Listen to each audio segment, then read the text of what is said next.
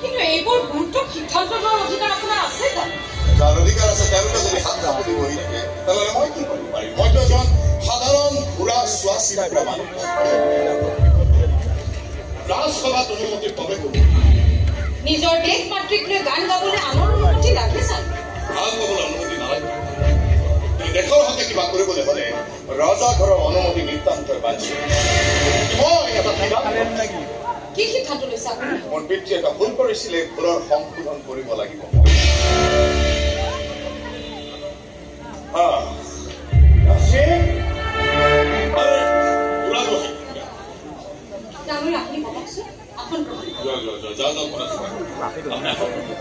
বহুদিন এইখন অহা আছিল। আগতে তোমাৰ পিতৃ মোমাই নামনি বৰ বৰা থাকোঁতে আমি ইয়াতে সকলোবোৰ কূটনৈতিক আলোচনা কৰিছিলোঁ।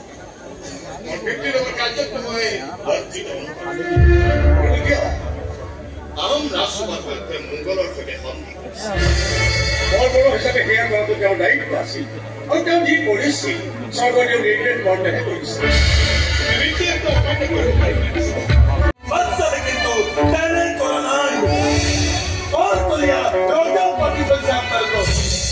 আৰু সেইকাৰণে কি পঠাইছে এয়া বহুতো মূল্যৱান উপহাৰ আৰু বন্ধুত্বৰ হিচাপে লগত কি পঠাইছে এইখন শিৰোপা।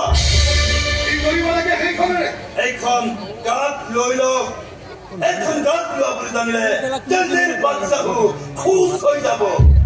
ভাবিব মোগলে অসম হেৰি চৰকাৰকে সিহঁতৰ প্ৰতিটো দিন প্ৰতিটো নিশা উচৰ্গিত হ'ব এই